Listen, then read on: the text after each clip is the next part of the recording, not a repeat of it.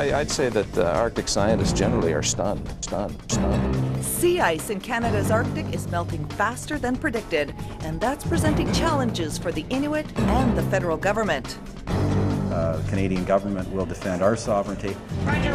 Today on News and Review, protecting Canada's Arctic sovereignty.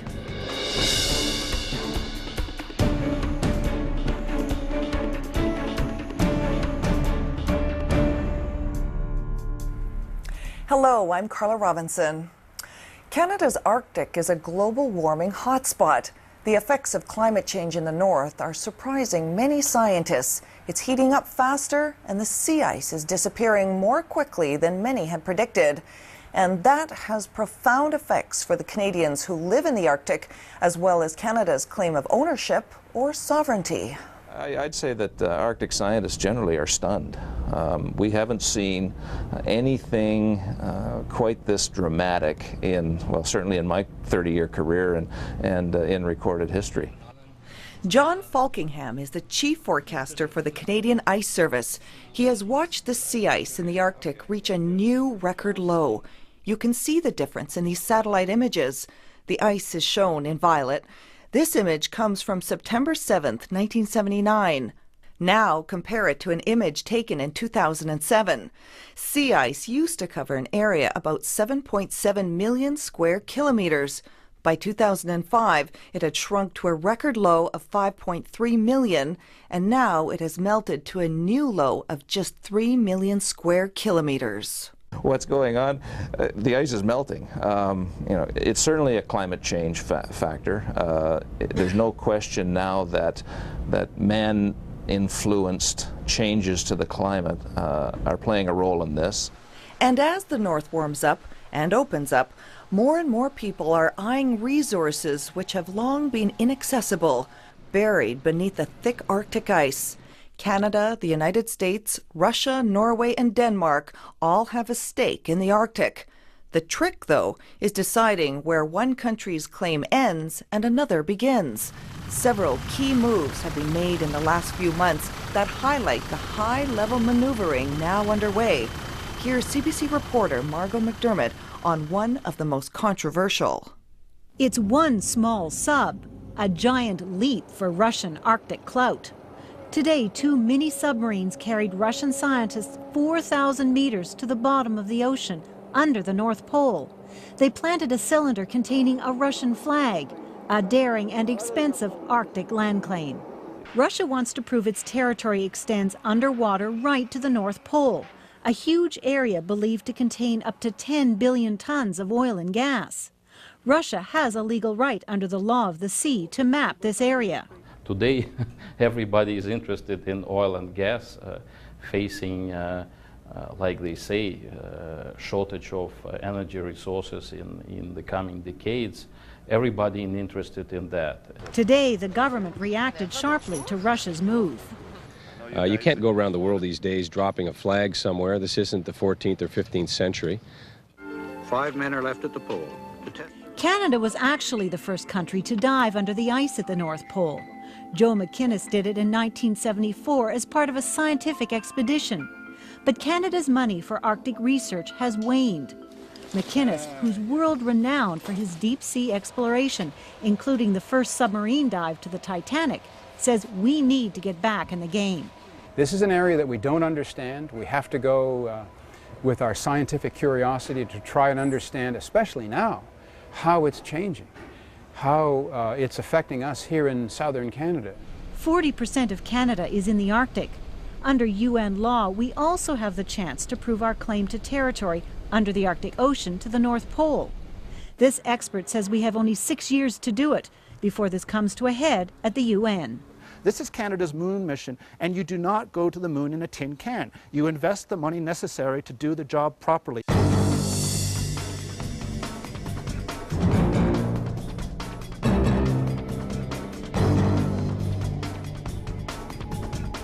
Perhaps the most critical sovereignty issue for Canada involves the Northwest Passage, the fabled seaway which goes across the top of North America.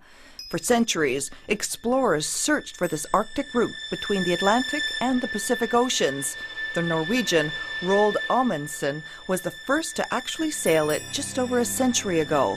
Most of it runs through Canadian territory, but the European Union and the United States don't agree that those parts are, in fact, Canadian. We don't recognize Canada's claims to those waters, as does Canada and the U.S. agree on many things, but not on this. The U.S. says it is an international waterway. It is the Canadian people we get our mandate from, not the ambassador of the United States. Climate change is melting that ice and rendering the issue of nation-state control, of governmental control, an issue for the first time in human history. The University of British Columbia's Michael Byers is a leading Canadian authority on Arctic sovereignty. He says that it used to be easier for Canada to make its argument. First, the reliance of Inuit hunters on the ice created an image of an area that was more land than water. Second, few ships were able to sail through the area.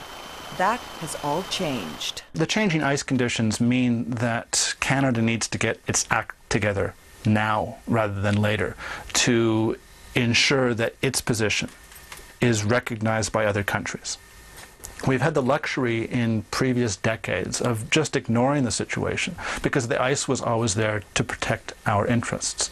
But with the ice changing, the ice melting, we cannot simply push this issue off into the future. The federal government has made some recent moves to defend Canada's interests in the Arctic. The Prime Minister has been to the region. The CBC's Rosemary Barton has more on what he said this summer. Here, in one of the coldest inhabited places in the world, the Prime Minister moved to strengthen Canada's claim over the Arctic. Canada's new government understands the first principle of Arctic sovereignty: use it or lose it.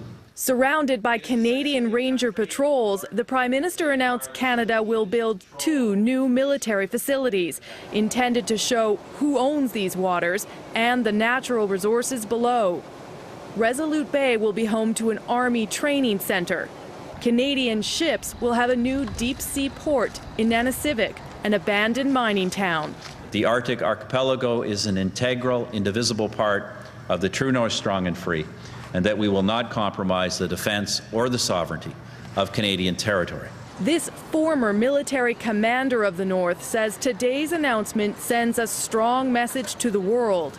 This is going to be one of the actions that the government is taking, concrete action, to actually now put a bit of a gate, if you wish, on the Northwest Passage.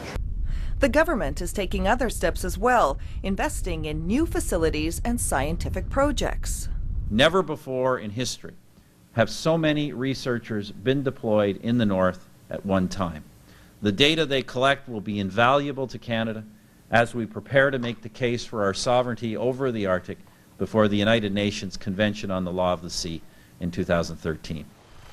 Some of Canada's moves have been on the quiet. This summer, the government started setting up an underwater system to detect all shipping in the Northwest Passage, even submarines. Special fiber optic cables will connect underwater listening devices. Much of it will be centered around Gascoyne Inlet on the north shore of Lancaster Sound, one of the main arteries of the Northwest Passage that links the Atlantic and the Pacific. It's an expensive project, but Robert Hubert of Ottawa's Arctic Security Working Group says it is necessary.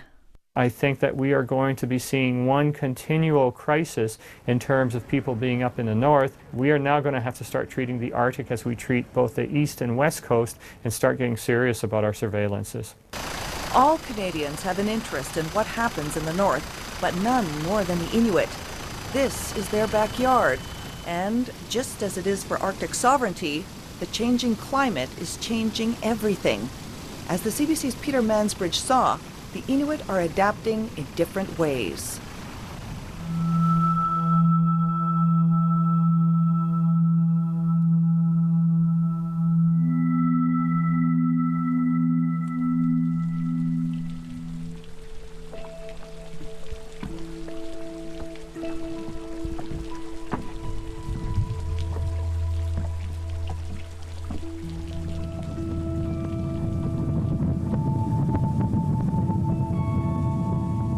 Ilku Angutechwak is a hunter.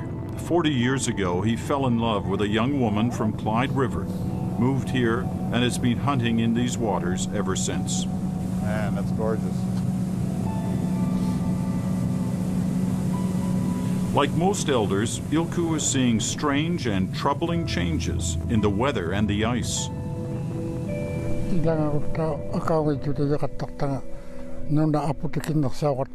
Before, when there was lots of snow, you can travel to different places on the land to hunt. But these days there's not as much snow, so it's harder to travel through the areas you used to travel in the same time of the year. For centuries, the people of Clyde River have made their lives hunting and traveling on the sea ice. They are ice highway in search of polar bear, walrus, and seal. For the Inuit, it is beyond important. They are defined by it. But talk to the people here, and they'll tell you over the years, the ice is changing, and changing quickly. Do you feel safe? One thing that I don't feel safe about is the wind suddenly coming. You cannot predict it anymore because of the change. In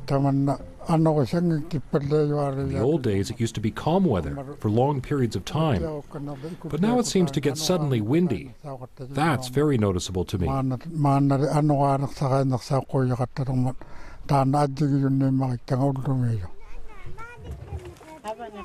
We're an hour by water from Clyde River at a summer retreat camp where many families are getting a break from life in town.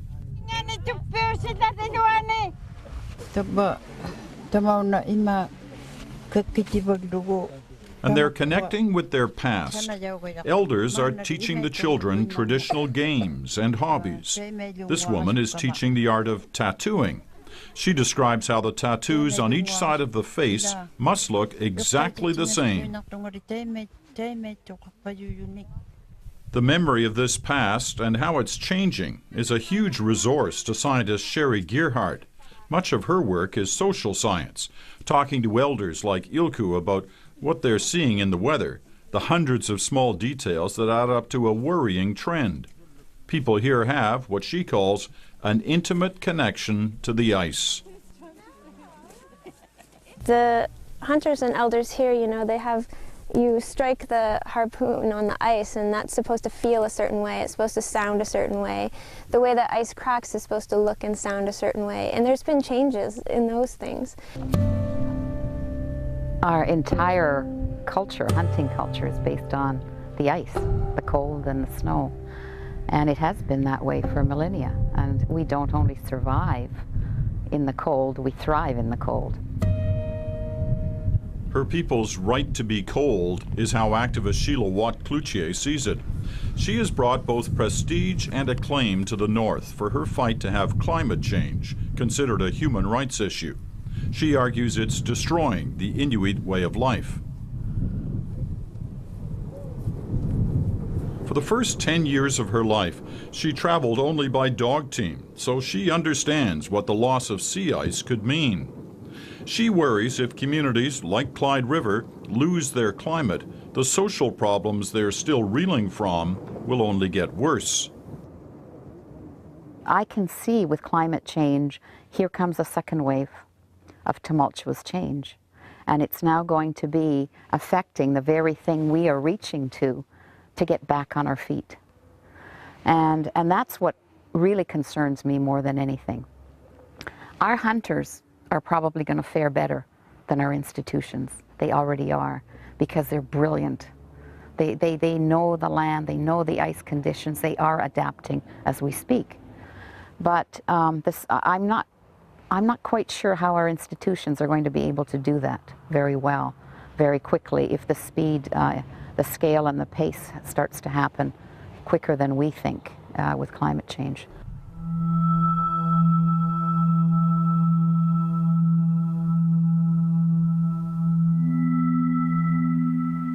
For centuries, life changed very little for the Inuit. Now their entire world is changing almost underfoot. It was the same for Arctic sovereignty. For decades, the issue was on the back burner. Now climate change has pushed it to the forefront. And that's News in Review. I'm Carla Robinson. Thanks for watching.